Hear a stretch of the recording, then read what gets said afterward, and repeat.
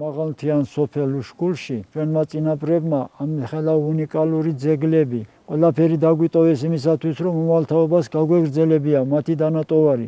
განსაკუთრებით ეხება ეს სვანურ სიმღერებს. სვანური სიმღერები, რომელიც განსაკუთრებით უშკულიდან ბევრი სიმღერა წავიდა სხვაგან, ჩვენ არაჩვეულებრივ გუნდის სიმღერის გუნდი ყავდა, მაგრამ მერე ზოგიერთი გარდაიცვალა, ზოგმა კიდევ ქალაქი ირჩია და ბევრი ახალგაზრდა გამოგვეცალა ხელიდან და აქ როგორც მთაში ერთმანეთს ნათესავები ვართ ყველა და თან უფრო გვეხათრება ერთმანეთის, რომ რაღაცა სიმღერა წამოვიწყოთ და უფრო მხიარულები გავხდეთ. როგორ მოვიდა თქვენამდე ის სიმღერები, რომელსაც გვთავაზობთ ახლა ჩვენ? ბავშვობაში ჩვენ ძალიან დაინტერესებდა უფროსები. მაშინ დასაქმებულიც იყო ხალხი, მაგრამ თლად ასე არა და როგორ იყო იცი?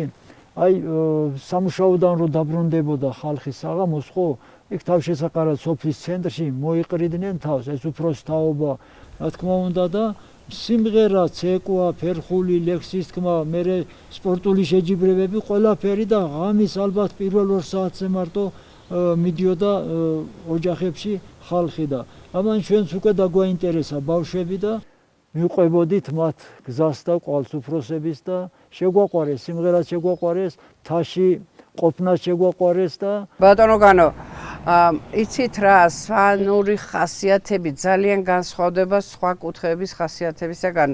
თქვენ იცით საოცარი გლოვა, თქვენმა ხალხმა დაგვიფაროს ღმერთმა და ვიცი რომ ზარები გაქვთ, ყველას გაქვთ თავისი ზარები.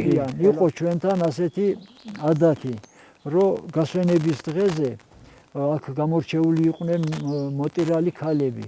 უკვე ყველა რო შემოსული იქნებოდა, აი იმ დღეს უკვე იწყებდა ის დატირებას. მთელი უშკულის მიცვალებულებს ჩამოთვლიდა ცალ-ცალკე.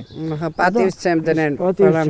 ასეთი წესი იყო. ახლა უკვე არა, იმიტომ რომ ისინი ვინც მართლა ასეთი ქალები იყვნენ, გარდაცვლილი არიან და ანუ ის ადათი უკვე დაიკარგა. ადათი უკვე დაიკარგა. ზოგმა წერაც არ იცოდა, საერთოდ ნოტი ხო საერთოდ არ იცოდა, მაგრამ სიმღერებიც ბრწყინვალედ გაქვთ შემონახული, ლექსებიც, თქმულებებიც და ადათშვევებიც. ნუ სასწაულია, ყველა მიცის ყველა გვარის ისტორია.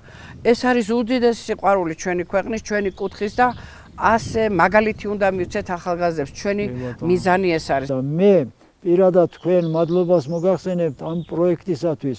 ესაა ჩვენთვის უნიკალური საგანძურის აღმოჩენა კიდევ ხელმეორედ, რომელიც დაიწყებას არ უნდა მიეცეს.